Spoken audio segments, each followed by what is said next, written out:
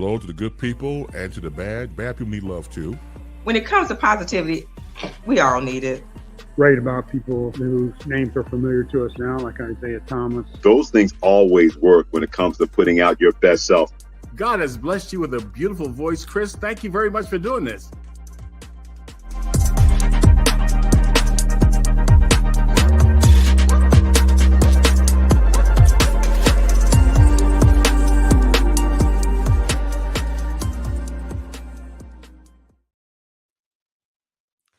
Hello to the good people and to the bad people, friends and enemies. And a hearty boom shakalaka to all of you out there. I am Chris Bass. This is CBI, Chris Bass Interviews. We do this when we can, and we just pop up nowadays on Wednesdays at 5 p.m. on the East Coast, 4 p.m. Central, and 2 p.m. Pacific time, always wanting you to be well where you are. You know, when I go online, I see people that I've known, I got a chance to be guests on their show. The one thing I know about this gentleman is that he loves what he does. It's infectious. You know, you got the smile, you got the swagger. He'll be out at Sox games, showing off with his friends and everything else, and just had that the wonderment that I believe galvanizes him as a great sports commentator and host. He is the founder of Sports Zone Chicago, co-host of Shawn and Maya in the Morning, former sports commentator at the Rewind Sports 60 for TV and radio, also former sports anchor at Tele Chicago. The man's resume is too much to get into. Let's just ask him. Please welcome to CBI, the Superback, Shawn Sierra. What's up, brother? How you doing? Hey, Chris, man, I am well. Thanks for having me. I appreciate it. Oh, look, man. First of all, look, I've heard of running backs, and then I've heard of halfbacks and fullbacks. Never heard of Superback. Now, where did you get the origin story for the Superback nickname that you have? So, you're of a certain age, and you'll remember this. Remember the run and shoot offense that University of Houston ran with Andre Ware, David Klingler? It was a 4-wide set and one running back. Clarence Weatherspoon was one of the more famous running backs from the University of Houston. Well, that became very popular. Well, I went to Holy Cross. It's in Worcester, Massachusetts. 1AA school. It was one of the best 1AA football programs in the country at the time. My first 3 years there, before my head coach left and took the gig at Maryland, we had 30 wins, 2 losses, and 1 tie. All right, so we were running stuff, and our position, because there was only one running back in the game, our position was called the Superbacks, because not only do we have to run the ball, but we had to.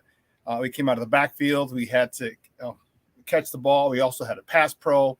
So it was a lot of different things that we had. We had to be all encompassing. We couldn't just, run the ball, right? We had to be a well-rounded running back. So we took the turn. That was the name of our group, the Superbacks. And then when I went on to play professionally in Italy. My guys were like, "Do you have a name? Do you have a name?" I was like, "Shawn." Like, "No, you don't have a nickname." I'm like, I just kept the Superback. So I kept the Superback name. So I did. I kept it there. And then when I got back, I played ball here for a long time, and it just kind of stuck. And it sticks. The Superback, Shawn Sierra, the alliteration SSSS. So Superback, Shawn Sierra. So that's how I got the name. That was, I played behind some really good ones. Let me tell you, and they really shaped the success that I had later in my life after college. They really shaped it a lot. So let's back up. So where are you originally from? You from here? South side. South side. Yeah. Born and raised. I hear you. So sports for you at a young age, what did it mean to you? I loved it. Yeah, I loved it. I started playing baseball. I was like 5 or 6. T-ball, I played at Harrison Park. So I was born in Pilsen, 18th place in Morgan. Right down, right half block away from Simone's. If anybody knows where Simone's is at, it's on 18th Street in Morgan. And then in 3rd grade, we moved to 61st in Fairfield. Well, 61st in Fairfield, if you go there now, you think, oh, okay, it's kind of hoodish. But when we moved, this was 1979. There weren't many black and brown people over there. I'm half Mexican, half black. I grew up in the Mexican side of my family. Mm-hmm. And so, quick story. This is how my grandmother was, just a badass. Let me just tell you. You're gonna read the story. So we went to get a mortgage, and the bank lost our papers 3 times. Okay. So one of my aunts had just had a kid by some guy who's really connected with the cartels. All right, just to get part of that thing. So my grandmother, all 4'10" of them, 10 of her, excuse me, had a conversation with him. Now, back in those days, I wasn't allowed anywhere around those. You're a kid. This is an adult conversation. You go over there. All right. That's right. Lock the door, put your headphones on, turn the TV up, do something, but your ass ain't staying in here. Right? That's right. Grown folks talking. That's right. That's adults talking in here. So as the counselor recalls to me later, as I grew up and my mom was was out there, and he came back 2 weeks later. They go to the bank. He came back with a suitcase. They go to the bank. My grandmother asked for the gentleman who had lost the papers 3 times.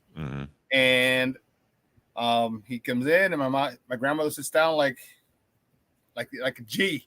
She has my mom behind her, who's only 4'10", her sister behind her, and the gentleman says, roughly like, "Hey, how can I help you?" Kind of like, "What are you doing here?" So she picks up the suitcase from the floor, puts it on the desk, opens it up, facing her, turns it around, shoves it in the man's face, all cash. She says, "Drop the papers again." That's gangster, doctor. That's gangster, man. That's how you do it. 1979, bro, they were not asking for proof of income or where you got it from. Man, drop the papers again. Look, that's how you do it. I shout out to your grandma for doing that, man. And a certain generations had to have a different mindset. I mean, they were no nonsense. I mean, my grandparents no nonsense. My parents no nonsense. It's a generational thing. And I remember you talking about grandmother's story. So I was about 5 years old. I'm in the car with my mom, my grandmother, and my aunt. And we got stuck in the McDonald's parking lot. It was snowing heavily. It's like 10 inches of snow. And my grandma was like, "Okay," my mother's name is Vera. "Vera, get behind the wheel. I'm going to push us out of here." And my aunt was like, "Mama, please don't do this." I was like, "No, we got to get out of here." My grandmother pushed us out of the bank. That's gangster, dude. You know what I'm saying? So that's a whole different ilk of generational men and women. I mean, they were no nonsense. They took care of business. It wasn't no wait a minute. I mean, that's how you do it. Right. So bringing it back to sports. So we got to move into the St. Rita Parish, is where we moved literally a half a block away. I live 6135, right in the middle of the block. St. Rita Grammar School was on the corner of 62nd in Fairfield. So I never had no excuse to be late. But they had a football team, they had a basketball team, and then there were some park districts. They had Gage Park baseball, they had Marquette baseball, right where the 59th Street Orange Line station is now by Midway. It used to be Midway Baseball Association. They had a baseball league. So moving over there provided the opportunity for me to continue playing baseball, because I played for the Red Sox at Harrison Park. And when I moved, I realized they had a football team, and I wanted to join really bad. So I go there in 4th grade, but I went in September. I had no idea about summer training, nothing. I go out for the team, and they're like, "Well, you missed all of summer." I'm like, "Well, I didn't know." They're like, "Okay, well, come back next year." So I had to wait 1 year. I had to wait a year to play football at St. Rita, but they had sports for me. And, it was, I love sports. My mom was an athlete in high school. Her and my aunt, who just recently passed, they were 11 months apart. My aunt was born August 2nd, 1944. My mom was born July 1st, 1945. I guess that's kind of like twins almost, man. Yeah, I call them Irish twins. Irish twins, right. Yeah. So I guess the cable was out. The internet wasn't working back then. I don't know. Grandma had nothing else to do. Right, I know, right? Got nothing else to do, right? Nothing else to do. Right. So they were like super close, her and my mom. And my aunt was darker skinned, like my grandfather was, and my mom's very pale, very light skinned, fair skinned, like my grandmother. But they dressed them as twins. My grandma dressed them as twins. But these girls were badass. So to the point where they were the only ones who could play with the boys at recess. All right. Remember, they had recess back in the day. Yes. And they were the only 2 girls in grammar school that could play with the boys in recess. And then my mom went They went to Lucy Flower High School, which is now Al Raby, right across from the Garfield Park Conservatory. Mhm. My mom played volleyball. She played softball. And then I found out my dad later was a minor league pitcher. I think I went to Double-A. Never made it, but then, so athletics runs in my family, both sides of my family. I can see. Yes, absolutely. So, but the opportunity to play sports, man, I loved it. And man, that's what really spawned it. Then I had a cousin. This is really funny. One of my gangbanger cousins who grew up in a little village was a huge sports fan. Huge. I mean, we would talk. He was a big White Sox fan. We talked baseball, real knowledgeable. We talked football, we talked basketball, and he loved hockey. Go figure. Got me into hockey.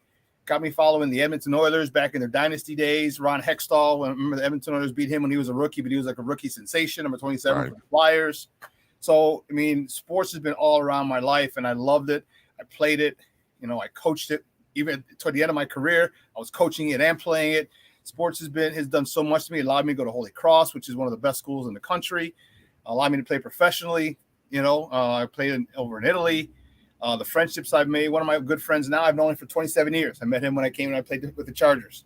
So sports has done a lot for me, and it's really, really aided me in getting to the point where I'm at now. Man, that is great. Let's go to the comment section, the Peanut Gallery, see who's in here. Let's see. So happy Wednesday to King Omar. King Omar, thank you for being here.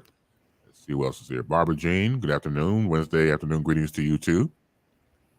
What's up, Claire? Claire Smith, how you doing? Hi, thank you for being here. Vicky Delaney says hi, Chris, and hi to you, Superback. Give you props as well. Hey, Mick.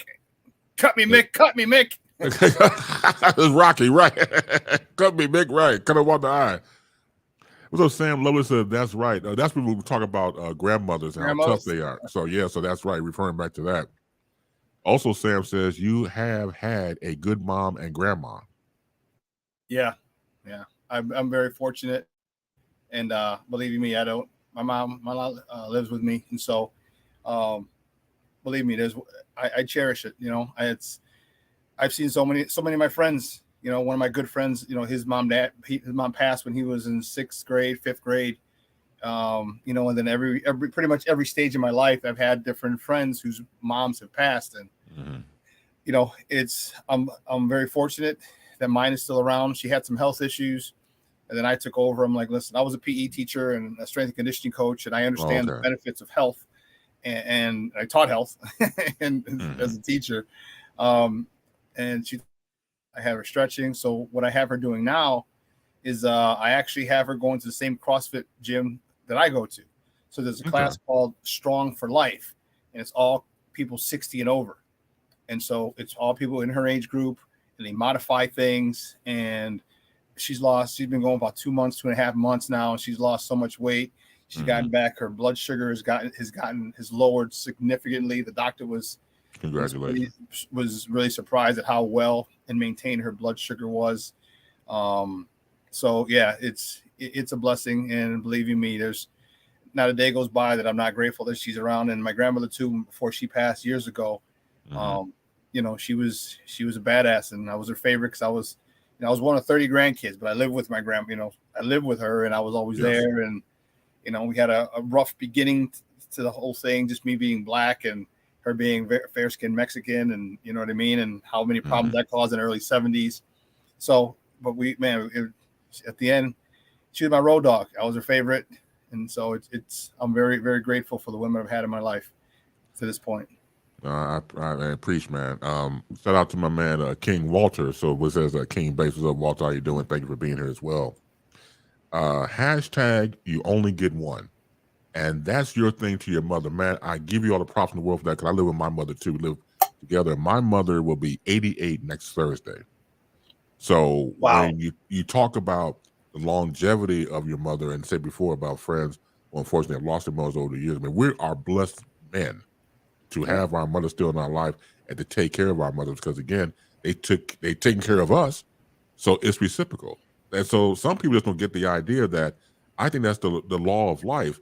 If you're able to do that, because they're taking care of you, obviously, you take care of them. My mom got sick during the COVID, and I had to really become her primary caretaker. And I still do to a degree. She brought back her independence. She's much stronger than what she was before. So she got out of that. So that's a blessing right there. Well, I would see you and your mother online walking, very inspirational. Yeah. And also, well, I like you two break bread because y'all two can eat. Y'all two get down, man. Look, I remember one time I saw you at a Mexican restaurant and had like everything, man. I got hungry my damn self. So what started you sharing those videos with you and your mother? What started that? One, I was being a jerk. I was being an ass. I wanted to take, because she would always take pictures of me. And I was like, Mom, stop with the dumb pictures, stupid pictures. I hated it. Until I got older. Then you realize, different points in your life, like, oh man, you got me when I was playing basketball, and I was playing football in 5th grade, 6th grade, 8th grade, and freshman year in high school, my senior year when I became, I was the Catholic League Player of the Year. She has tons of pictures of that. And then when I went to Holy Cross, and I was like, oh, now I get why she was so annoying with all those pictures. So now I'm like, aha. There's an old saying, the child becomes a parent, the parent becomes a child. Right. And so when we would walk and we would do things, she's not into social media, right? But I would do that, and it was just being selfish. One, I just want to annoy her because it really bugs. Put the camera down. She would always, you always got to. It's like, yes, I do. Like you did when I was a kid. But truth be told, I did it because she's not going to be here forever. I mean, if I'm fortunate enough, and I tell her, because she turned 78. And I said, look, Ma, you got 25 years left. I said, after that, it's a good run. You go hang out with Granny, your rest of your brothers and sisters. It's been a good run. 25 years. You got 25 years left. I said, so, and then, so what I wanted to do was I wanted to, whenever she does leave me, you know what I mean? Facebook has this awesome thing where it has memories. So, what happened, Right. 1 year ago today, 2 years ago today, 5 years ago, you know what I mean? So when she leaves, whenever that is, hopefully it's now for another 15 to 20 years, they'll still come up. And so she will be gone in physically, but she won't be gone because I'll be able to look up those things and things like that. And I'll see her and, bring back memories. So that's really the reason I did it. Absolutely. You have to get it in chronological order, and you get a chance to check it out. And always people go through life because change is inevitable. And as some of us out here, well, look, you can't control it. I mean, you could be type A all you want to, but you can't control life. As much as we try to. Change is the only constant, bro. That's the only constant in life is change. Absolutely. You got to get a grip on that, because if you don't, you're not really getting the whole picture. Look back to the peanut gallery here. Lydia Davis, Lydia says, here's to the great, strong women and role models. Yes. That's what it's all about, Doc, because, again, if they weren't who they were, we wouldn't be here as who we were. So now what high school you went to again? I went to St. Rita High School. Okay, you went to St. Rita. So you mentioned about being Catholic Player of the Year, man. What was that like? I didn't realize it. I didn't get a lot of love in high school. In grammar school, I was fortunate. I played in 5th grade. We lost every game. We scored 1 touchdown. The 6th grader got to score the last game of the year. When I was in 6th grade, we won the championship. That's the widgets, and then the varsity. When I was in 7th grade, we didn't do much. 8th grade, we won it again. Now, I'm sorry. This is football. What position did you play in football? Fullback. Fullback, got it. So then my freshman year in high school, St. Rita's a football factory, so we had an A and B team, and I was B team fullback. Mm-hmm. Someone got hurt on defense, and on the A team, the fullback had to go with linebacker, so I went there. So I played freshman year, didn't play sophomore year, played junior year, and I was behind a big musclehead fullback, great blocker, which is basically what a fullback was back then in 1987, 1988. Yes. And so I didn't, but the one thing is I wanted to matter. I wanted to be good. I felt it in 6th grade when we won the championship. I felt it in 8th grade when we won the championship. As a freshman at St. Rita, we won the freshman championship. We were undefeated. So I wanted that again. I wanted a state title. And so one of the things, John Foley, you may remember the name. He was a linebacker who went to St. Rita. He was a senior when I was a freshman. But he also went to the grammar school that I went to, St. Rita. He was the Gatorade National Defensive Player of the Year. When I was a freshman, he was a senior. Okay. And one of the things he used to do is, if you're familiar with Marquette Park, it has an inner drive. So he used to push his dad. His dad was a big time drinker, and he would oftentimes he would be, drunk, and he would just have his dad sit in the car and say, just steer, put the car neutral, and he would push. Now, mind you, this is the early 80s, so these things aren't fiberglass. These things are metal, the cars. And he would push the car around the inner drive at Market Park. So I'm like, okay, well, if this guy is doing it and he's a National Player of the Year, I guess I gotta have to do it too, because I want to get to that status or as close to it as possible. So that's what I did. So I was small for the most part my freshman, sophomore, junior year. My senior year, between that, I lived in the weight room. I was the last person in the weight room every day. Me and the janitor on a first name basis. I was always just turn off the lights, like I did. On the weekends, I would push the car out. My mom would get off work in the morning. She'd be dead tired, and I'd like just sit in the car, put it in neutral, put the radio on, and I'd push it halfway around the park. And it really helped me a lot. And so, after the season was over, I had a really good year, and I was named the Catholic. It's called the Tony Lawless Award winner. It's for the Catholic League MVP, and I was, I was ecstatic. I wanted to, it wasn't really mine, because football is the most dependent sport that there is. Baseball, you can knock it out of the park. You can win a game by yourself, 1-0. Basketball, same thing. Soccer, same thing. Football, can't do it. You need help. So I really would have liked to have been able to give it to all my linemen and my quarter, everybody who blocked for me and stuff like that. But I made sure I thanked them all, because it was a cool thing, just to be the best of the league. And there's a Catholic league. We had all kinds of people go D1, and to be the MVP of the league was pretty special to me. Well, it is. You're going around pushing cars and putting them in neutral, man, as part of your workout. That's some Rocky type stuff. You talk about Roger Company, Mick. That's Rocky type stuff. Yeah, it was. I got the inspiration from that. Yeah. Right. Absolutely, man. Seeing you pushing cars around Marquette Park. Come on, Doc. That's you starting a whole new trend. Now, don't get me wrong, because if it worked for you, you probably had other people. I'm gonna do it too. Got all these cars, going around Marquette Park and pushing it neutral. So come on, you go. I'm pushing it, buddy. Right. You started a whole new trend. But see, when you're able to take what you have and make it, it's like the classic lemons to lemonade type of situation. You're able to take what you have and make it work for you. Because again, this is your time. During that time you were young, they didn't have all this stuff back here with sports medicines and sports, everything sports nowadays. We didn't have that back then. Right. So for you just to be innovative and say, look, I'm gonna push this car based upon what old boy did, that shows you right there the intuitive you had to make yourself better. Yeah. I just wanted to. I love football, and then it was a really good outlet for me because I had anger issues, growing up in the way I did, and the story I told you, they didn't want us in the neighborhood, right? It was tough. I'm what's third grade, fourth grade, 6, 8, 9 years old. Mm-hmm. The first time I called the N-word, I was 9. I'm like, oh man, I didn't even know what it was. Right. What's that? What's that?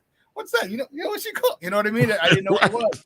Right. And because that's how I still had the innocence of a child. Because my old school, we had Hispanic, we had black kids, we had Polish kids, Irish kids, we had everything. So it wasn't, back, when you were kids are kids. They don't care what color or nationality or race you are. You're just a kid. Let's play. And I just tag you're it. You know what I mean? That's right.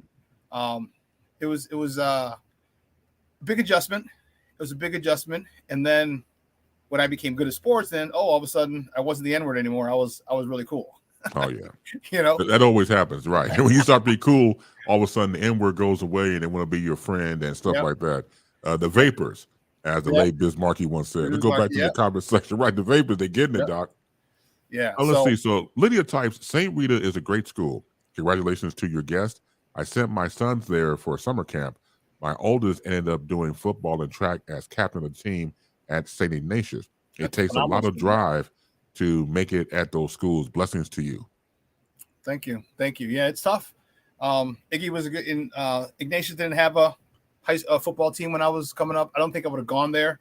Mm-hmm. And I look up to my cousin to this day, who went to St. Ignatius, and I just, because growing up, you heard how tough it was to get in, not just to get in, but then get out, all right, to graduate from there. And he graduated, and my cousin Frank, we call him Shorty. My cousin Frank, I still respect him a lot just because of that. Like, damn, dude, like you went to St. Ignatius and graduated 4 years, Right. Okay. And graduated, right? 4 years in and out, okay. So yeah, but they are good schools, and they prepared us for life. St. Rita's motto when I got there was accepting boys and graduating men. And, there was a lot of things I had to, and in more ways than one, again, because St. Rita's predominantly white. So I had to deal with a lot of other stuff as well, Right. But you know what, again, it prepared me for life. Like there's, it was, just an education that you can't put a price tag on. My ability to read people is like that. I had to be, getting, and I used to get chased from, I used to go to little dance, got little dances and stuff at the little girls' school, the high schools and the guy schools or the girls' schools. And a couple times I got chased from, not Queen of Peace, the one right by St. Lawrence. It was Mother Macaulay. I don't know. I'm not sure which one it was. No, Mother Macaulay's Brother Rice. Anyway, there's a little girls' school right by St. Lawrence, and across the street from St. Lawrence. I remember getting chased twice down 79th, 78, something like that, to State Road down to Cicero, caught the Cicero bus at 63rd. Jeez. Third street bus home. You know what I mean? I remember that. So, you talk about an education. I had to learn and how to read people because my physical well-being was in the balance most of the time. So, and it taught me how to interact and be in that world. Okay. And, still, and still be who I was. So. Well, good thing you were running back, Doc. It came Man, in. It helped you. That guy wasn't an offensive lineman. Right, I know, right? They would have caught your ass, man. I'm telling you, it's a good thing you were running, Doc. Oh, you see, my guest is the superback Shawn Sierra. You have any questions or comments? You type in the comment section there, or if you be so bold, you call in. The number is wide open at 312-597-2106. Again, that's 312-597-2106 for my guest, superback Shawn Sierra. Now, you went to Holy Cross. Were there other schools recruiting you outside of Holy Cross, or that was the only one? No, Grand Valley State recruited me. They're up in Michigan, and I'm not sure if you know, they had a guy named Eric Lynch. He led the team in rushing, and I'm like, well, why do you want me? Excuse me, why do you want me? I said, you got a freshman. And the guy explained to me, because I was still rather naive about the process, that you want to stack, because I had never really been injured at that point, you know what I mean? Like 5th grade, 6th grade, 7th grade, 8th grade, freshman year, junior year, senior year. I'd never been injured, knock on wood, and so I didn't get it. I didn't get the stacking of positions, with good players in case someone went down. And so surprisingly, those were the two biggest schools that recruited me. I wanted to go to Nebraska, but I was too small. I was only like 185, 190 maybe. And I put 195 in the, how we do in football. I put 195 in the program. But I was 5'9", 5'10". Now I'm about 5'10", probably like 5'9". Okay. And so it was like, there were guys who were 5'10", 5'11", 6 feet. I mean, I finally hit 5'11". I never really hit 5'11". That's another funny story. I'm 5'10" and 7'8", but that's another story. Yeah. So I was a little light for a fullback, especially back then. Fullbacks were bruisers. You know what I mean? Blockers. Yes. And so the coach from Holy Cross came to look at a defensive back of ours, and I caught his eye on tape, and he called me down, and I was like, "Holy cow!" And I didn't realize. So he said, "He goes, we'd want you to come to visit." I'm like, "Well, sir, I don't." This is how naive I was. I'm like, "Well, sir, I don't think we have enough money, just to fly me out there." And he just started laughing. He's like, "No, we're gonna fly you out there." I'm like, "Oh, well, that's how it works." Oh, okay. Right. We'll put you up with one of the players, and blah blah blah. And I was like, "Oh, okay." So they went out there. It was a school very similar to Holy Cross. Out east, it's predominantly white and different lifestyle. Yeah. But the players were really cool. The guys were really cool. It was a good mix. They had New Yorkers. New Yorkers be talking like this, and you know what I mean, son. So, you know, and it was cool. You know, I hit it off. Word is bond, son. Bond, son. Word is bond. Right. That's right. So, you know, ran into a couple guys, and I decided, like, man, it's the place for me. And then my roommate for college, me and him lived together for 4 years. He's from Queens, so he called me Shawn, talking like this, New York, like this, you know. And so it was a fit, and I knew it was a good school. It was a really good school academically, and I knew that. And my mom was like, "Do you have to go that far?" And I was like, and I told her, I said, you know, I want to go far away, and she's like, "Why?" I'm like, "Chicago ain't going anywhere." I said, like, "I just wanted to see something else." I said, "I'm coming back." I said, "Oh yeah." You know, it might not be right after you graduate or something. I said, but I'll be back. I said, I'm living in Chicago for good. And so, you know, I went to Italy for a season and a half, and then I lived in New York for a couple of years. And I came back home. But so that's just those two schools. I'm glad I chose Holy Cross. The friendships I have are amazing.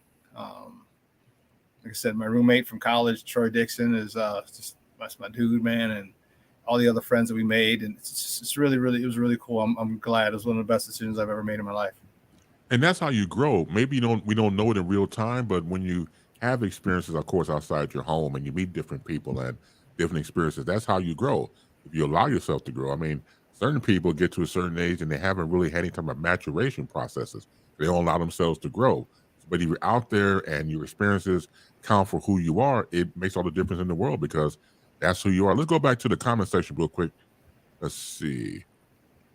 So to Jed, what's up, Jed? How you doing? This is blessing on your health record. I balled back then was a different thing. Yeah, as you just said, it's a whole different thing back then.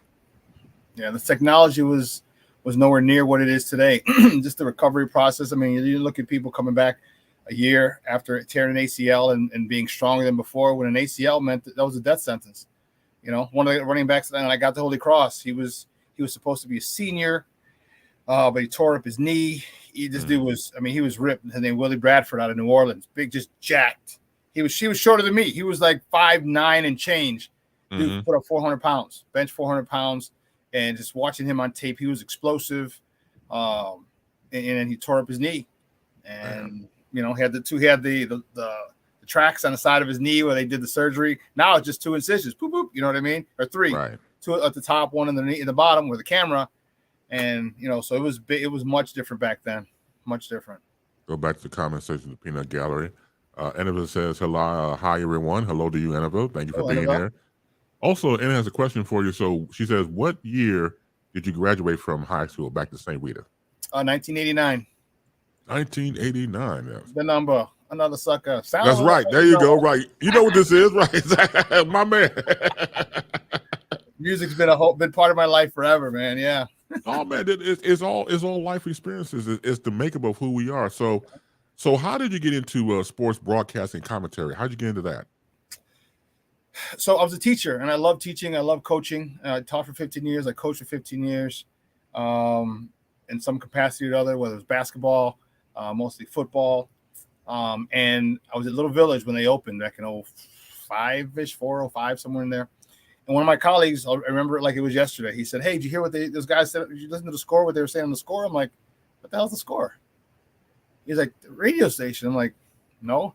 He goes, "It's all sports." I'm like, "What?" He goes, "Yeah, it's all sports talk. They just talk sports." I said, "All day?" He goes, "Yeah, but they end at like at 10 or 11 o'clock at night, but it's like all day." And I'm like, "Really?" So he told me the station, and so I listened to it, and I'm like, "These guys get paid for this?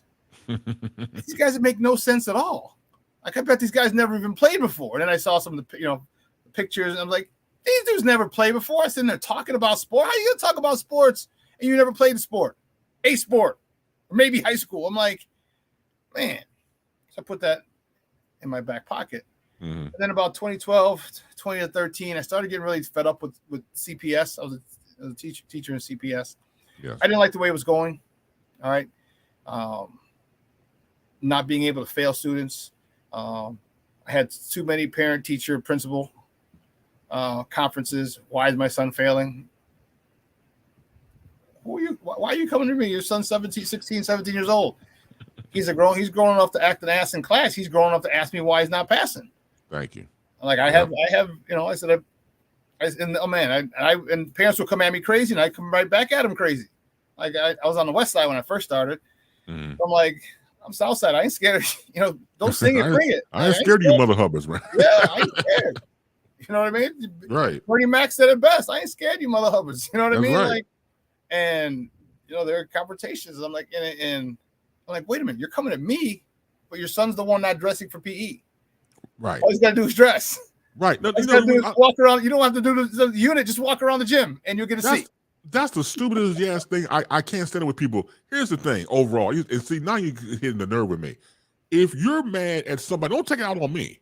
You know what I'm saying? If your son is a knucklehead and he's fucking up, excuse my language, you talk to him. Don't talk to me, because I know he's a knucklehead. Yeah. And these parents come after these teachers at times because they know their child is a delinquent. They know they can't handle the child. They'll take it out on you. It got nothing to do with you. They got to take care of their own responsibility with their children. Yep. So it was. I had far too many of those, and then the teacher. I'll never forget the principal, Ms. D. God rest her soul. They were like, "Well, can you need extra credit?" I was like, "Extra credit? You do regular credit. How the hell is he gonna do extra credit?" Help. She's like, "Mr. Sierra, is there something?" I'm like, "Miss D." I'm like, "Really?" Yeah. Because, I'm old school. You get what you earn. Thank you. You know what I mean? You get what you earn, and you don't want to walk. I'm telling you, that's all it was. Dress in your PE stuff and just walk around the gym. And you know what? And if you didn't want to dress in your PE stuff, then just walk around the gym. You'll get a C-. All right, you passed the class. Right. That's all. But I had too many of those, and I didn't like it. So I'm like, what can I do? I'm like, you know what? I can be on a score. I was like, these guys have never played before. Right. They've never played it. They don't know what the hell they're talking about. They're coming at it as a fan. I'd be coming at it as a player. I'd be coming at it as a coach. So I'm coming at it from a well-rounded perspective. Sure. Yes. So then, after 2014, I was my last 2 years. I was at Bogan, and I coached, was teaching there. I was subbing there. They didn't have a spot for me, and so I was going to quit. And I talked to one of my buddies who was a Army Ranger. I met him playing football when I was with the Chargers, and he was really high up in a security firm, Allied Barton. He was really high up, and he was like, I was like, hey, here's what I'm thinking about doing. I'm like, do you have any shifts for me? Goes, do I have any shifts? Because I got more hours than there are in a day. I was like, okay, great. I'm like, how close can you get to my salary? He's like, we can't get that close. I'm like, we can get you, I can get you, as many hours as you want. Put it that way. Okay. I was like, all right, bet. So I was working 56 hours a week. I went to Illinois Center for Broadcasting. That's what it was called back then. It's Illinois Media School now. Mm-hmm. Tuesday, Wednesday, Thursday. So 3 days a week. And then I would work usually 2 jobs. It would be, I'd work at, what was that? What was the first place he gave me? Oh, University of Chicago. So I was working at University of Chicago. They have 2 campus stores that are open late night till like 3 a.m. So I was working there, good pay. Then he sent me to a charter school, Carter G. Woodson off of Cottage Grove, like 44th, 45th and Cottage. Mm-hmm. Then I was working at the Under Armour store. All the while I was going to school and still making money and things like that. So just to kind of help ends meet. And so when I got out, well, one of the first things when I was in school, my second professor, I had Devontae Stone. Many people may know the name Devontae Stone from WECI and different radio stations. Stone Pony. Yeah. Stone Pony. And he was our first teacher. So we had different teachers for different parts of media. And he was the first one that was radio. My second one was Francisco Garcia. And he was like, oh, I'm starting to do something. And would you be interested? Because I told him what I wanted to do, sports. So that's where Dallas Chicago was in. So I would do a weekly recap. It would be every Sunday. And I would go in to a spot. We found a sponsor. A buddy of mine owned a bar. So he sponsored us. And it was cool. I did that. I would, I'd say, hey, this is Shawn Sierra with Dallas Chicago Sports. Today the Bears take on such and such and such and such, or Sunday the Bears took on here, the Bulls sit here, the White Sox, whatever. So we do it, and then I'd have to wait for I record that at the beginning of the day. Then I have to wait for the games to happen, and then I'd have to. I did a lot. I would get the YouTube clip, cut it up. Okay, what are the highlights I want to highlight? All right, cool. And he says it's got to be short because no one wants. He goes, it's Facebook and YouTube. Goes, no one wants to sit there for 5 hours. It's Right. got to be quick, 2 minutes, 3 minutes. So I had the highest things. I had to send it to the editor, the in and out points, and boom, boom, boom, and it just grew. And then I met Maya, one of the guys, Domity, who's doing really well. He's Domity Pongo. If you ever watch MTV, he's all over MTV now. So he was there, and he's like, "Oh, I got to introduce you to my girl Maya. She had the thing that's called the Sports Cipher. She was like the WBON or something back then, and she was with Farouk Basir, and they did a show, all right. And he's like, "I got to introduce you." So I got introduced to Maya when I was in school, and then she was also working for the Rewind Sports 60. So after we got to know each other for a little while, she talked to Jerry Riles, who ran Rewind Sports 60. And he's like, "Oh yeah, we'll have him come over here and be our football expert." So I went to work with them, and then was 18 to 19. Maya and I left. We decided to leave. We parted ways. Me and Maya stayed together and formed our own thing. We started Shawn and Maya in the morning, and then we're like, you know what, Maya? Like, there aren't enough people of color behind the mic. I'm like, that's when Lawrence Holmes was there. Was the only one. Jason Goff was there, but he was a producer for the most part. He just started becoming for the whole craziness how he left. There are no Hispanic people on the mic. There are no women on the mic. Right. And Maya is very accomplished. Maya won the second score search. Conor McKnight, I believe, won the first one. She sure did. She sure did. I remember that now. Search. Yes. So for 18 months, she had her own show on Saturdays on the Score. So so she had name recognition. So I'm like, let me hitch my wagon, to her bumper, and so, so we started Shawn and Maya in the morning, and then we're like, let's do something better though. Let's get other people involved because there's a lot of talented people. Plus, we all look at sports differently. True. Right? Hispanic people and black people and white people, we look at sports a little differently. I'm like, and why don't we just get a different perspective as opposed to a middle-aged white dude, and that's all we hear from. Yeah. All right, if we don't, then it's a younger white dude. You know what I mean? Like, that doesn't make sense. And that's when we started Sports Zone Chicago back in 18, and just to give people an opportunity, and we didn't promise anyone anything. I said, all you're going to do is just have a platform. That's it. And then we've started to grow. So this year we're credentialed now. We're at Bears games. So I'm at all the Bears home games, which is really, really cool. So I'm in the press box and locker room post game, the press room post game. We'll be getting trying to get Bulls and Sox and Cubs and just all the teams. You know what I mean? So it's growing. It's growing, and I love it. I love what I do. I can't. My show is Shawn and Maya in the morning, 3 days a week. We had a great show this morning. So just talking sports, doing what I've done since I was literally started playing T-ball at 5 years old at Harrison Park for the Red Sox, and just talking shit, talking sports with anybody and everybody. Your passion definitely shows, Doc. Let's go back to the comment section real quick. Jed says, freshman year, I was not having school. I told coach I just want to walk laps, got a C. Yeah. He said, preach. Next year, I was all up in the weight room. So like you said. Yeah, so like you said, when you start hitting the weight room, bro, and all of a sudden you get hungrier and you start getting a little bigger, you start getting a little stronger, you're like, I got a rip here in my chest, and my chest is getting defined. Like, I can take my shirt off a little bit. Right. Got the little tricep muscle hanging out. You flex. Oh, snap! I feel you, Jed. Well, what's amazing in the world of broadcasting, it really is a tight knit fraternity sorority, because the people you just mentioned in Centric, you mentioned about Farouk Basir, you mentioned about Jerry Riles, who was my former PD at WVO when he was there, real quick, and of course Maya Akai, or Maya Gavin, which one she wants to go by nowadays. And I worked with both Maya and Farouk, and I say this sincerely. I've had Maya on the show too. Maya is probably one of the most brilliant minds I ever come in contact with. She is that woman. She commands the microphone and respect that she has. So when I saw her paired up with you, and I was watching you guys' show, and I've been honored as a guest on your show twice, which is I've always took that very seriously, and still do, to be a guest on your show, because again, I didn't know you at the time, but I said, if she's paired up with somebody, it's like Goodfellas. If she's all right with him, he's all right with me. Right. So I will watch you guys go back. Right?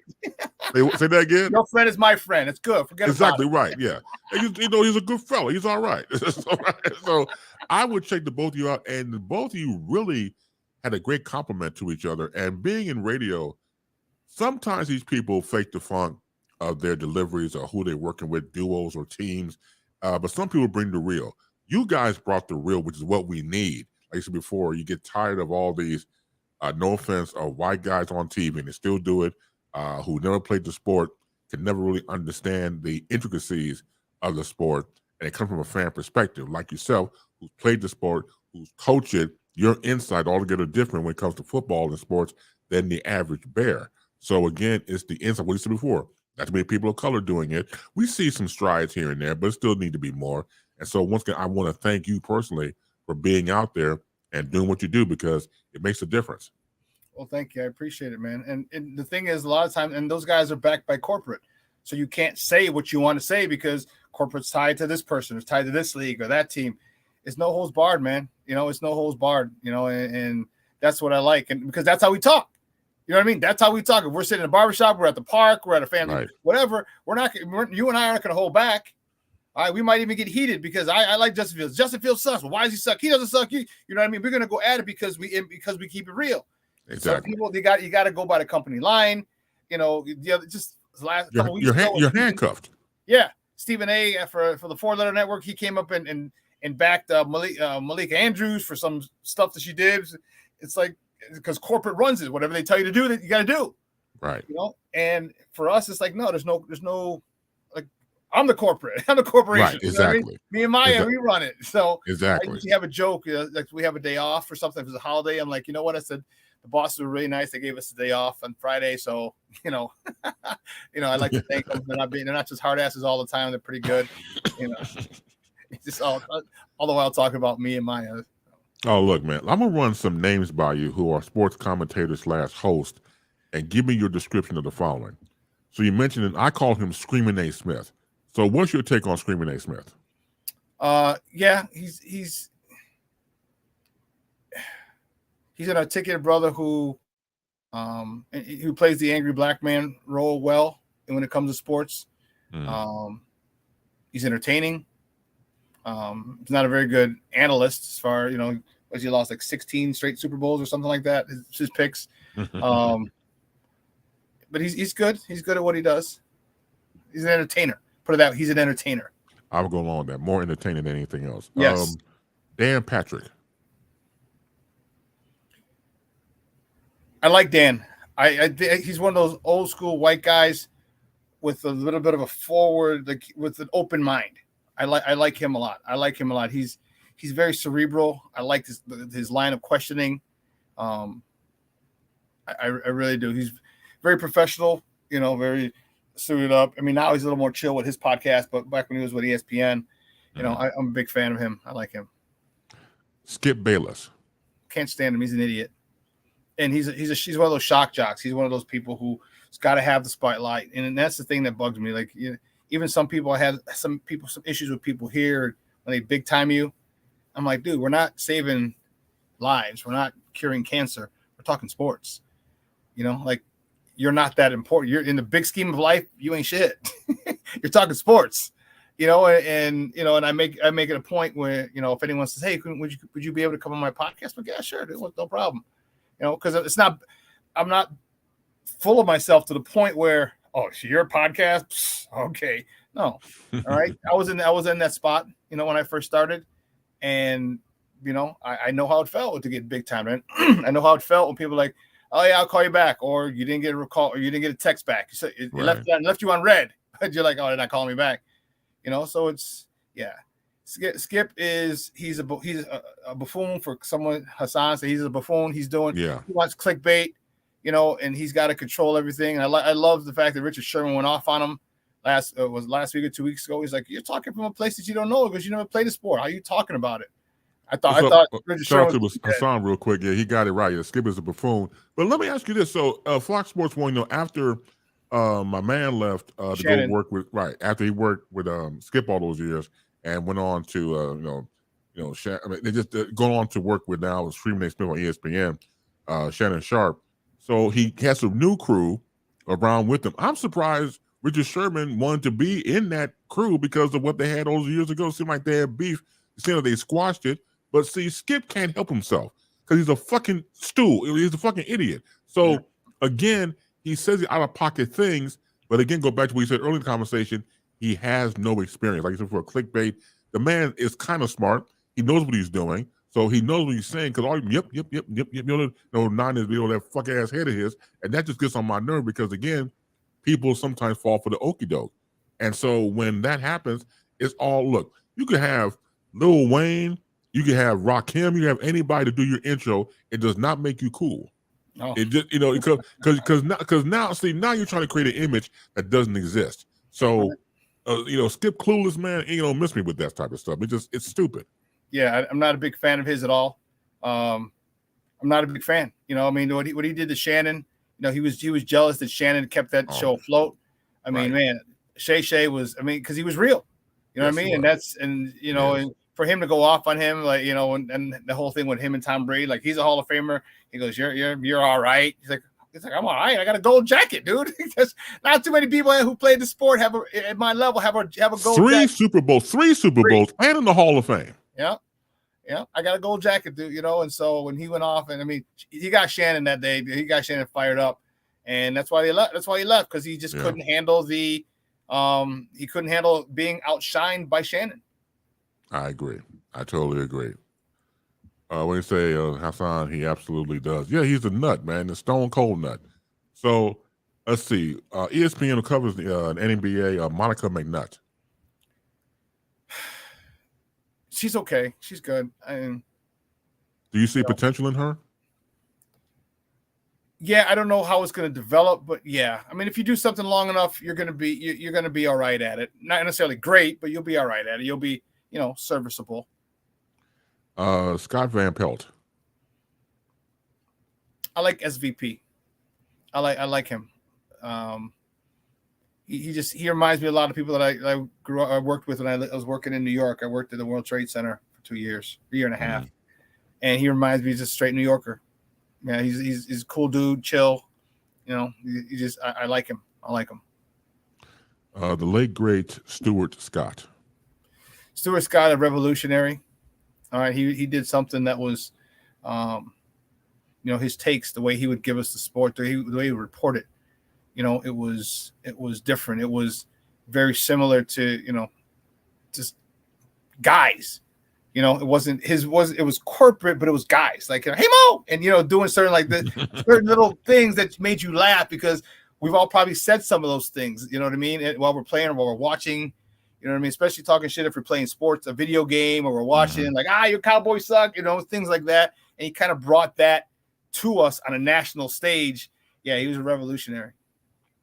So the name I just mentioned, who do you like when you watch sports and you turn to it or listen to? Who do you like?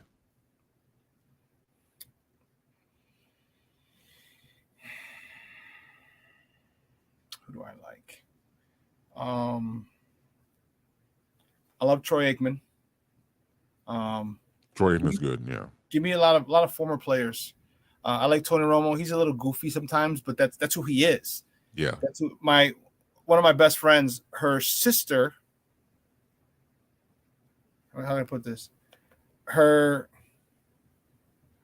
My best friend's sister is married, and her husband was Tony's roommate at Eastern. Oh, gotcha. Okay. And so they would tell the stories, like they were at the wedding. And they say when he was with Jessica Simpson, like, oh my gosh, she had a mouth worse than a trucker, and it was just like all the backstory.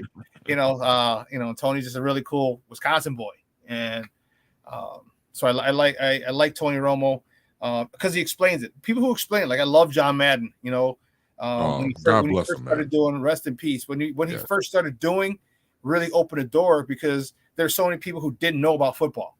He's like, well, he's doing this. He comes around here, watches, boom, give you this, and it gives you that his way of delivering his delivery. He's a larger than life person, and Tony wasn't like that, but Tony was intelligent, and so he could break it down for you. And I love when he was watching. There'd be times I can't remember one game who it was the Patriots against someone else, and he's like, okay, he goes, look, they're gonna split Gronk out to the left by himself. He said, and the quarterback's gonna read this. If they're gonna cover two, If the safety comes over the top, they're going to run a slant. If the safety stays on a hash, he's going to run a fade. Sure enough, the safety slid over to stack the corner. Gronk ran a slant, caught it, kept the chains moving, and like things like that. When you hear people break the game down, it's awesome. So I like Tony Romo. Greg Olson's okay. I like Adam Amin. Although for some reason, Adam Amin, when he's doing the Bears games or a national game, he kind of shits on the Bears a little bit too much for me. But I like Adam Amin. I like his voice. Jason Benetti he's a superstar. A corporate superstar, but I do like his voice is just amazing. Yeah. His voice is just amazing. The Mannings are cool, but they're kind of a little corny. But yeah, Hassan, about the Mannings. I don't really the Manning cast during the NFL Monday Night Football. I don't even check it out. I don't even watch that, doc. I don't either. I don't. I can't do it. Let's see. Jed had typed not a good sign for the industry. That was a long pause when I asked you that question. Yeah, because it's like everybody's milquetoast. And once again, what he said, Superback, about it being handcuffed by corporate, so you really can't be yourself. Which is why I appreciate your show. Of course, when you and mine together, you by yourself. It's you being you, and that's what makes the difference. If you're handcuffed, you're just like anybody else. Once Madden and Summerall left, like the big personalities left. Oh man, you got ahead of me. Pat Summerall, yes. Pat Summerall, yes. And right now, just to get in, like, okay, well, you're young. I need you to do it this way. And what are you going to do? You want to stay in that industry? Okay, you do. Like, because they got corporations and millions and millions of dollars. They can't piss those people off. So you got to stay, keep yourself in line. You know what I mean, so to speak. So, that's why I love what I do. My show, my platform, Sports Zone Chicago. We don't have to do that. I mean, we'll curse. It's not F-bombs here and there every single day, but it's like I'm ready to talk. If I say that was fucking bullshit, I'm not gonna say that was a terrible call. That's not how I'm gonna say it. I'm like, that's bullshit. That's fucking bullshit. You know what I mean? Say how you feel, right? That's what it's about. And that's why so many people like us, because it's real. Like you're not going to get any pretense from me. Like you see the passion that I have is on display every show. Okay, so Superback, I got to ask you this question because it's been burning through my skull since I got you booked here. What is wrong with the Chicago Bears? Now, it is, to me, just a time bomb waiting to tick and blow up. Ryan Poles and the whole management team going down to the team itself. Are they going to blow up and quote unquote I hate that word, retool and start all over again? I've been hearing it for years. So are they going to do that? Are they going to blow the team up? Will they take the #1 pick and get a Caleb Williams coming out of the West Coast with USC? What do you think is going to happen once this season's over with? Are you ready? You sitting down? Oh, yes, I'm sitting down, yeah. You guys ready? You sitting down? Oh, yeah, everybody. You ready to sit down? Here it comes. Remember the JFK situation, the assassination? Mm-hmm. All right, there was a patsy, all right? It was a patsy. Caught him, and then someone shot him, so he couldn't say, I really didn't do it. They made me. Remember, he was killed. Right, Lee Harvey Oswald, right? Lee Harvey Oswald. Luke Getsy's going to be the patsy. Who will be the patsy? Luke Getsy, the offensive coordinator. Okay. I think they're set on Justin. They're keeping him. I believe that Eberflus has done phenomenal with his defense. And let me go back to Justin. Here's why I think they're going to keep Justin. Okay. I believe they've already made up their mind. Obviously, they can't say it because it's leverage and trade value and all the other stuff, which I get completely. Every team has a leader. Okay. Mm-hmm. And in football teams, it's usually the quarterback. And if you watch the way this team responds to Justin, he's their leader. Okay. After the last game, when they won again, 12-10, after Coach Eberflus spoke, he said, hey, look, hey guys, thanks for having my back for those 2 fumbles. And they're like, no, we love you, blah, blah, blah, blah, blah, blah. They love that dude. He was able to step up. And some people say, well, he fumbled twice in the fourth quarter. We would have lost that game earlier in the year. But the resiliency of him to put those two behind. Jared Goff threw 4 picks a couple weeks ago when they beat us. And like, oh, look at the resiliency of Jared Goff, 3 picks, and he still pulls it out. But then when it's Justin, it's like, oh, he fumbled twice. He's horrible. Yeah, I know he made important time on 3rd down, and we needed it. We needed about 15, 20 yards. He got like 30. So now we're moving the goalpost because, and I don't want to bring race into it, but it's there, especially from us. That's always got to be in the back of our minds. True. So I don't believe that they're moving from him. I love the resiliency of Justin. You know, the team loves him, and if you take him out, you'll decimate that locker room. I think Coach Eberflus gets a stay of execution, especially. And Chris, I think they can go 5-0. I think they'll probably go 4-1, but I think they can go 5-0. All right. The 2 biggest games are going to be Cleveland. Their defense is badass, but you got, who the hell's their quarterback? Not Johnny Manziel. They got Joe Flacco. Joe Flacco's their quarterback. All right. So that doesn't scare me. No. And then Green Bay, we saw Jordan Love start to mature. I'm like, oh Jesus. So those are one of those 2 games that I think they'll lose. They might finish 4-1. And I can see them saying, hey, listen, we'll Eberflus, you're good. Luke Getsy, he got to go. You know, so you keep Eberflus as well. You don't get him out. Look what he's done with the defense. We're number 1 against the rush. We're pretty much in the middle of the pack against the pass, and we are literally 31st, 32nd in all defensive categories last year. All right, you just got Montez Sweat. This dude makes a difference. He's getting quarterback pressures. He's getting quarterback sacks.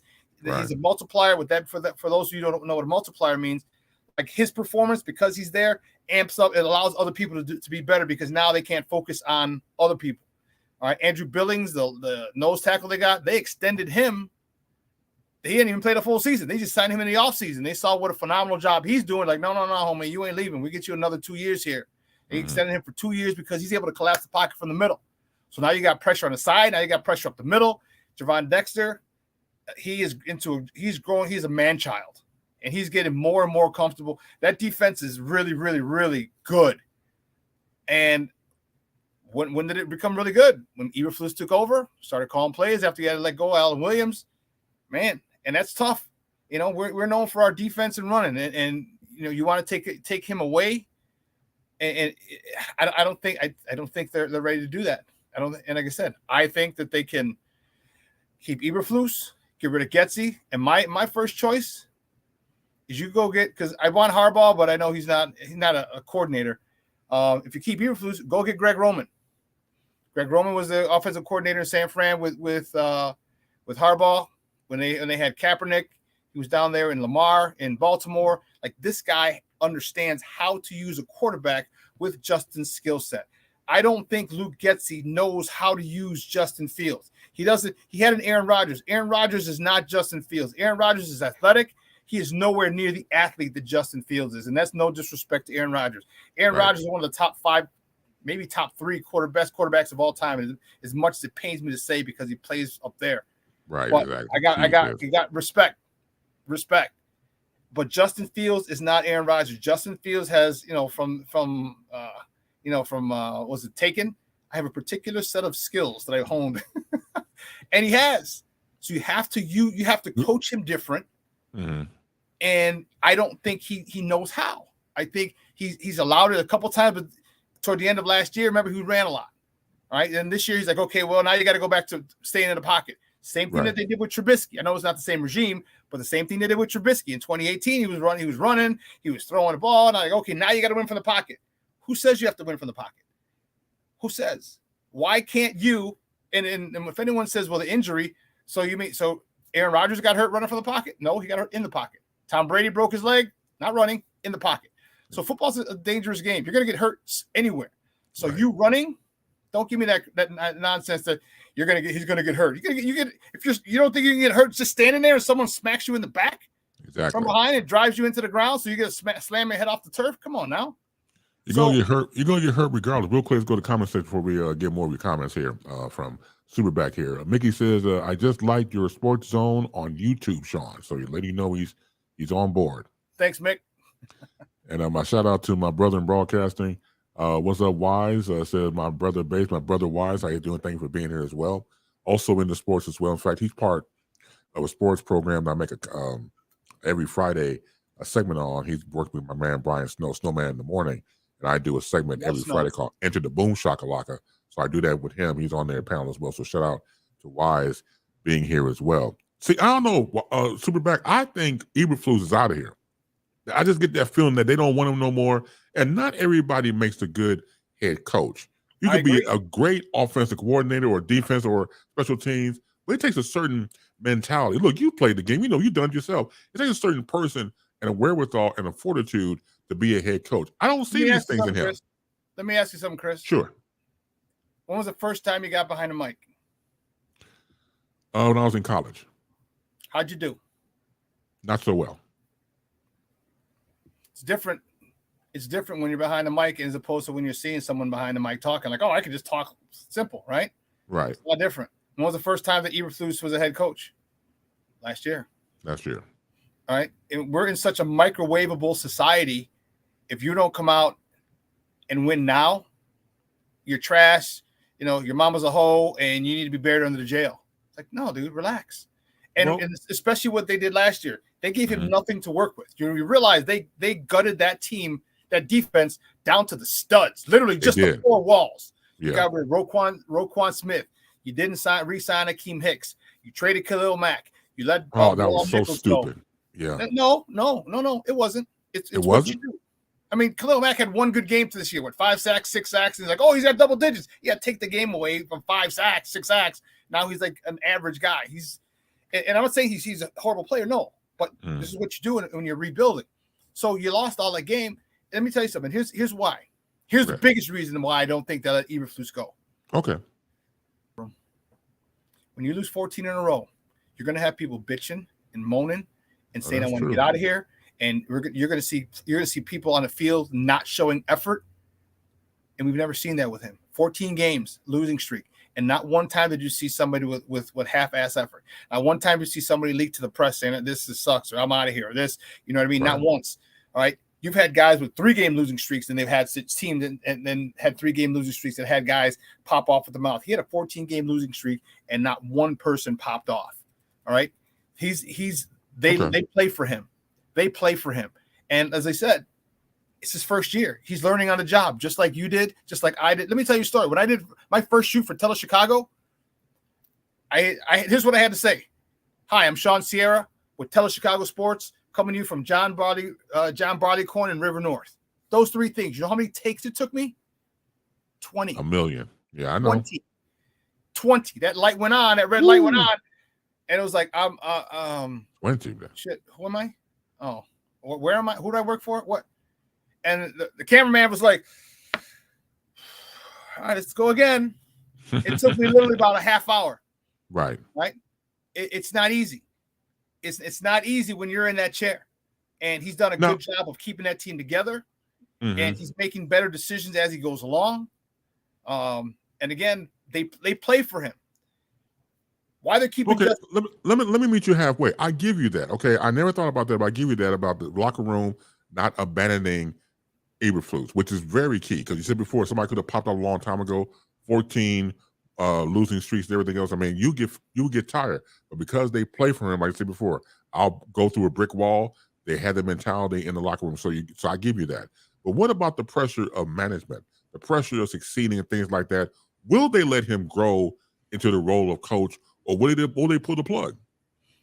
Well, they wanted him. He wanted to be a CEO, head coach. It's easy. He can go to defense. All right, that's what Alan Williams for. That was his guy in Indy. He can go to the offense and, hey, listen, I coach defense. I'm a great defensive coordinator. Let me show you where you can attack this, where you can hurt this. We're going to hurt this defense. And cool. That was his plan. You know, then you got some guys acting crazy. You know, I mean, you never really know people. And so I wouldn't be surprised if they do hire a defensive coordinator. Like my thing, go get Chico. He's going to be gone in Washington. That's true. Yeah. And if he doesn't want to come back here because remember he got fired by Lovey after the defensive coordinator went to the Super Bowl. Yeah. Cool. Go get Leslie Frazier. He's out there too. All right, go, and now you don't have to change the scheme. You don't have nothing. Leslie Frazier is a well-respected defensive coordinator. Okay, so now you can go back to your CEO. All right, and then bring in that stud offensive coordinator, but it can't be a young one. And here's why: it can't be Mickey, whatever the hell his name is from Detroit. All right, because if Justin Fields goes ham, he's gone, and now you have another person in there with Justin Fields. This is why I say go get Greg Roman. Greg Roman is not a head coach. I think he understands that. I think he knows his lane. All right. He's a great offensive coordinator. Hey, you come here and dude, Chicago's a phenomenal city. Yes. You can sit here for 5 or 6 years, 7 years, boom, and we're good. Hopefully at that point you coach them up to the point where we win 1, maybe 2 Super Bowls, and then right off into the sunset, or stay here as long as you want. But I don't want the next young hottest guy, because he's going to leave. He's going to want to bite at the coaching apple. He's going to want to bite at that coaching salary. The head coaching salary is a lot different than an assistant, than an offensive coordinator, defensive coordinator salary. Why do you think preaching? At it? Right? I'm gonna start calling you Reverend Superback. You preaching, doctor. I'm telling you. So real quick, I agree wholeheartedly. If you bring in Ron Rivera, because when he's out here already, you bring him in. My man Walter says, and I totally agree. Leslie Frazier will be a great addition. Leslie Frazier is like the guru, man. I'm surprised. Again, he's been really not respected the way I think he should have. He's been passed over for head coaching positions. What he does when he's in the position of defense is uncanny. He literally is one of those guys who can see the floor, see the field, see the board, and give you something on a laptop or something like that, where you can look at play by play, student by student, athlete by athlete, player by player. He's that classic X and O's coach, which, again, you need that. And I think, again, if he came to the Bears, that's lights out, man. Yeah, either one of those two guys is lights out. Yeah. And the only thing we'd have to worry about is who that OC is. And I just don't want another young guy who's going to jump if Justin has. I mean, look what's happening in Buffalo. All right, Brian Dable left, and then all of a sudden, Allen is not the Josh Allen we knew when Brian Dable was there. Right. And this is what happens. And it's tough. Because you never want to stop anyone's growth. You never want to stop anyone's ascent in this industry. But, like Vic Fangio, remember he took the job at Denver and he realized I'm just a much better defensive coordinator. That's and right. Now he's out of Miami. And how long he's going to stay there, I don't know, because the weather and the atmosphere in Miami is rather nice. And I think he's kind of liking it down there. So we got to get a guy who understands, like the Ross said, know your role, jabroni, and shut your mouth. Just sit there and be an offensive coordinator, be a great offensive coordinator. And, for 5, 7 years, 10 years, and then move on to another gig for, you know what I mean? But I think they're in on Justin. You've seen Justin's a leader. You've seen when Justin has talent. Look what Justin did when he had talent. When he was at Ohio State, there was nothing he couldn't do. True. There's nothing he can't do. All right. There's no difference between the athleticism, the athletic ability of Justin and Patrick Mahomes. Patrick Mahomes just has a great offensive line. Yes. He had the cheater for a long time. Allowed him to grow. All right, Justin, he had a year to watch this offense behind Alex Smith. All right, Justin wasn't afforded that. He had chicken neck over there in Mike Glennon. They're like, after 4 or 5 games, like, you're done. All right, you just get out there, Justin, and run for your life. Chicken neck. All right, then next year, learn a new system. You know what I mean? Like, run for your life. It's a different path. Give him an offensive line, which they're doing. Give him receivers. You got DJ Moore. God willing, you get Marvin Harrison Jr. Now we're cooking with grease. Now we're cooking with grease. And you just let him watch him just sit back there and pick people apart. Watch. And Cole Kmet actually doing pretty good too. Yes, he is, Doctor. Yeah. I'm a little upset they're not using Tunyon a lot more. Why not use a 2 tight end set? All right, Tunyon's more of a pass catching a tight end. Cole Kmet's more of the hybrid. But they paid Cole Kmet. But man, use both of them. 2 tight end sets. I don't know if anyone's ever done that in the history of the NFL, National Football League, New England Patriots. I don't know if anyone's ever done that and been successful. You know what I mean? Like 2 tight ends. That shit would be lights out. Yes, it would. It would. And then don't forget, you got Mercedes Lewis from the Green Bay Packers that we signed. That's true. Dude, I was talking about it today on the show. Man, you can go 23 package. All right. For those who don't know, when they give you a 10, 12 package, 11 personnel, it's running back and tight end. So the first number is how many running backs. Second is how many tight ends. So just think of R come to 4T. So if you want to know how, so it's 11 personnel is 1 running back, 1 tight end. And then there's 5 eligible receivers. So the other 3 are wide receivers. If it's 21 personnel, it's 2 running backs, 1 tight end. If it's 22 personnel, 2 running backs, two tight ends. So whenever you hear what personnel they're in 12, they're in 13, they're in 11, they're in 21. Okay, that just lets you know how many running backs, how many tight ends, and then you can figure out how many wide receivers there are. Just give me a little game on some little football lingo. We can do multiple formations, man, with Justin Fields, and this dude, name a throw he hasn't made. He just got to get more consistent. But who was he throwing to last year? Equanimous St. Brown? I mean, the same dude who dropped the fourth down when the play after they missed the pass interference call on Chase Claypool and they grabbed him in Miami. Remember? Or Amir Smith-Marset. Remember that last year? He played for the Vikings, and then he came over here last year, and then against the Vikings, he's trying to fight for extra yards, and instead of stepping out of bounds and stop the clock, he gets stripped and fumbled, and they get the ball. That's not on Justin. Or like Darnell Mooney when the Commanders game last year, when he double catches the ball on the goal line, but he caught it when he double caught it when he was coming back over the goal line out of the end zone. I mean, these aren't on Justin. All right, you've seen him roll left, throw right. You've seen him drop dimes.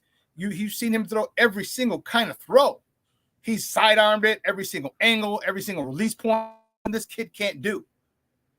Give him protection. He got a hell of an arm, man. His arm is on fire, man. There's nothing like it when you see it. But again, it goes back to coaching, quarterback whispering and things like that. You have to cultivate a talent like that, because if you don't, his skills are going to deteriorate. Man, look, let me tell you something, man.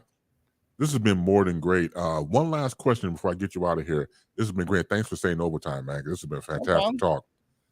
If you can invite 4 people to dinner, alive or not, who would they be and why? 4 people to dinner. One, my grandmother. I'd love to give her a hug. She probably want to cook. Get out of here. Déjame comer. Voy a comer. Got the kitchen, right. Just arroz con frijoles, Graham. Okay. ¿En serio? Quesadillas? Yeah, we'll have quesadillas for appetizers. Okay.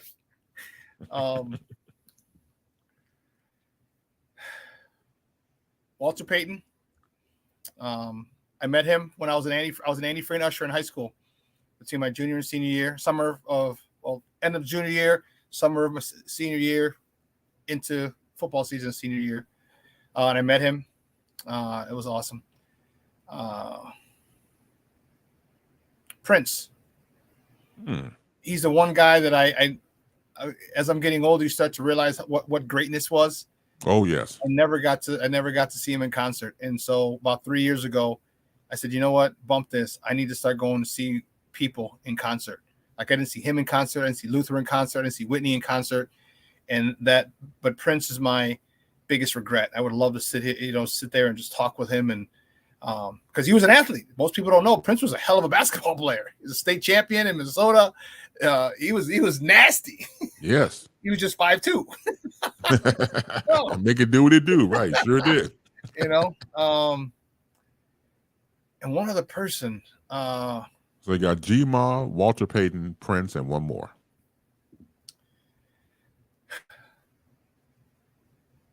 There's a guy that I've met him a few times.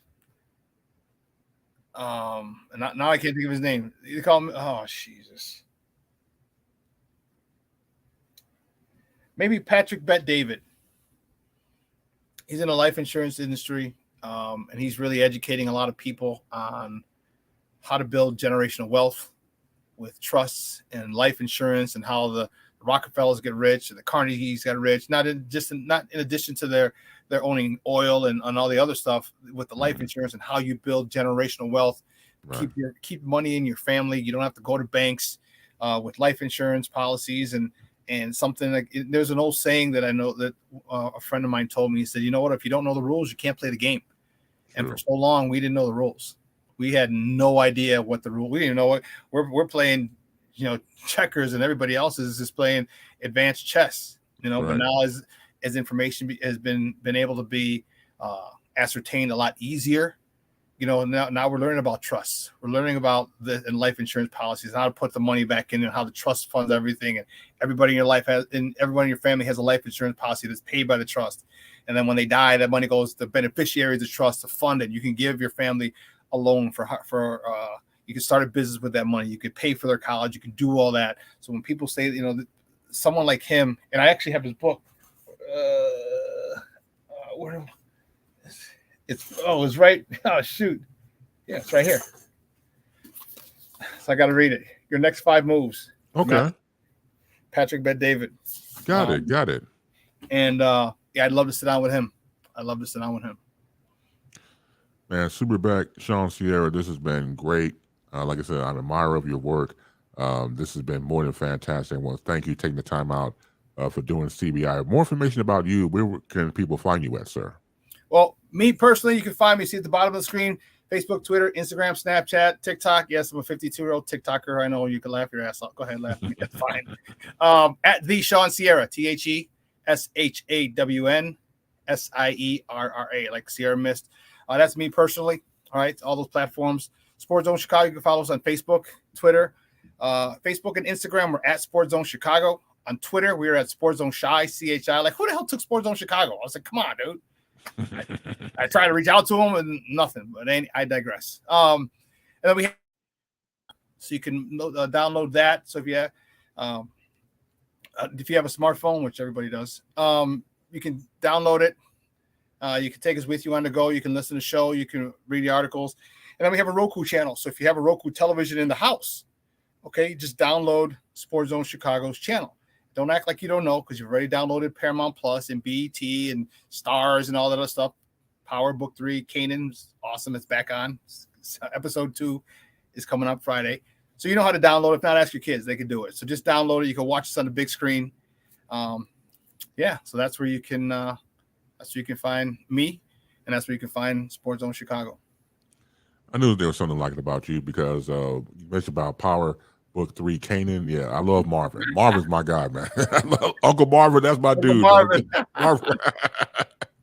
Good stuff, Doctor, man. Superback Shawn Sierra gracing us with CBI Crispin interviews. Man, I'm telling you, this has been more than fantastic. You have to come back because your knowledge, man, is like off the chain. So got to have you back when you have time to break it down when it comes to sports in general. Your knowledge of football is amazing. And again, thank you so much for being here, bro. Bro, you know what? We got, man. So whenever you need me, I'm like my guy Eugene McIntosh from the Big says, like, we all we got. He goes, I'm a phone call or text away. So Chris, same. I'm gonna regurgitate that. We all we got, man. So if you ever need me, you want me to come on, you need me to fill in real quick. All right, if I can do it, I'll do it. I'm a phone call or text away, man. It's, you know what I mean? It's about helping each other. There's more than enough room at the top for everybody. You know what I mean? We can all help each other. It's not about competition, it's about collaboration. And I'm a firm believer of that. So, man, you ever just shoot me a message, man. Can you come out tomorrow? If I can move stuff around, I will. Same here, bro. We have access to each other. I'm the same way. It's not about a salary. Salary is all about reality. So that's right. Thank you, bro. Do me a favor. Hang on one second. Be right back. I'm going to do this ending real quick. So thank you so much. Hang on. No problem. Superback Shawn Sierra, like I've been calling my brother for years, and he just gets better and better. And then having him on is just a great time because, again, the man knows what he's talking about. It's just, what can I say? The man's fantastic. We say, Hassan, this was awesome. You're damn right it was awesome, man. Sure, you got somebody like Superback with you, man. You're doing all right. You're doing all right for yourself. Once again, my thanks to Superback Shawn Sierra for being here. So once again, Baseline will be on Saturday morning. Catch that coming up. I want to thank you all for being here on CBI. Programming note, we will be back on CBI next Wednesday, and that'll be December 13th. So look out for that. But Baseline continues on Saturday. Of course, that's 8 a.m. Eastern, 7 a.m. Central, and of course, 5 a.m. and let the people sleep. We don't want them to wake up. They sleep their asses off. So stay asleep and come back later and watch the replay. Because if I was doing the show, I would be asleep. So make sure you get that nap in because it does do wonders for the human body. Absolutely. So again, continue to be safe, continue to be sound, continue to be healthy, and most importantly, above anything else, continue to be loved. Long live the peace. Long live the funk. More power to you. Be kind. And if you have no idea what Baseline is, take a look. Join the transporter to Hades. Your butt and gut becomes one. Join the reformer of hooker whores. This is my daughter, Placenta Booty Johnson. Join the bronze god. Whenever you are in distress, take off your baseball cap and throw it in the air. Join your very own superhero of broadcasting, Chris Bass. So whatever color crayon they get, they palm it and do 2 circles, and that translates to, I can be the black people. As he takes you through the week's paces in Baseline. Live every Saturday at 8 a.m. Eastern, 7 a.m. Central, Pacific Time Zone people, just stay asleep when this is on live and just catch the recording. Oh, I'm sorry. Exclusively on the Chris Bass YouTube channel.